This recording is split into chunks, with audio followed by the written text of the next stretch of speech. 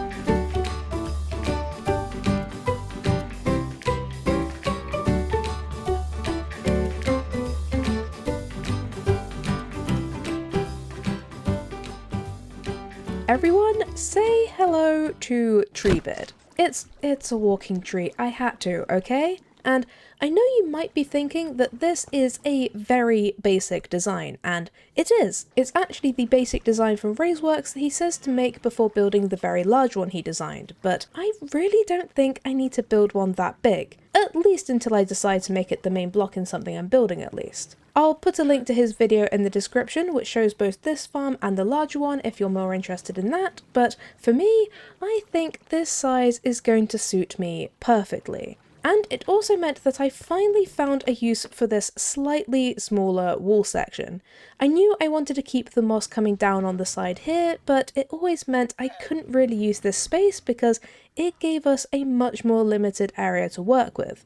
But this just fits perfectly. And while attacking Treebird during the day won't produce any resin, name tagging does mean that he won't despawn during the day, so we don't have to worry about where he's going to spawn and getting him in the right place every time, which makes this a lot easier. And while I had an initial panic when the piston seemed to push him through this glass, he ended up slipping right back into place and he hasn't done it since, so fingers crossed he won't be making an escape any time soon. But with that farm up and running, it is finally time to turn our attention to our next big project, which is the island I showed you a few episodes back with our Castletown project. I'm still not sure if that's going to be the name or not, but it works for now. And the first thing we need to do to get this ball rolling is to clear the island and light it up so nothing spawns and causes us any problems. So let's get chopping!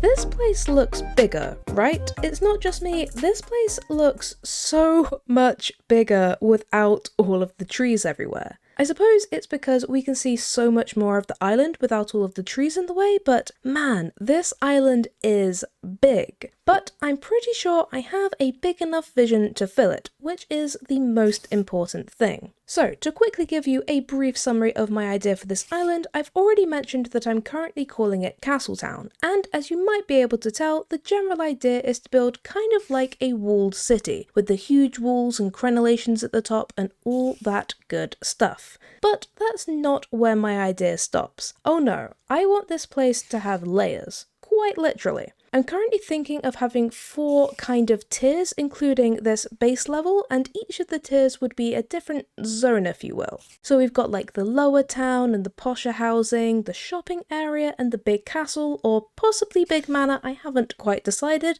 and that would be right at the top. And the overall vibe is a bit old-fashioned, maybe kind of Middle Ages vibe. I'm not the best at describing these things, but hopefully it will all make sense once we actually start building. And you may also be wondering what the purpose is. You know me, I love to have a reason to come back and visit projects, which in most cases means building a farm there. And this place is no exception, because I want to build a tree farm here, because as much as I just spent hours chopping down trees, it's not exactly my favourite pastime, so I'd love to have a nice, easy way to get specific wood types when I need them for building projects. So that's a quick overview of my plan for this place. Obviously, we'll go into proper detail later on, and we'll also actually be building it, so hopefully if things aren't quite making sense now, they will come together as we go. But on that note, I think I need to wrap this episode up, because next time, I think I want to start big. And by that, I mean I want to start by building the giant wall that is going to surround our new town. That way we know what we're working with and we have a perfect base to start building from. So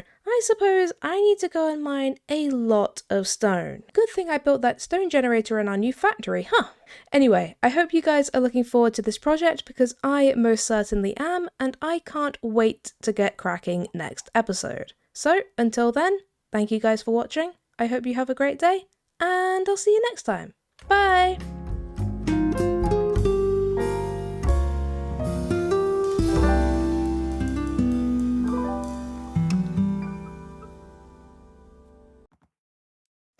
Seriously? What am I gonna do with these guys?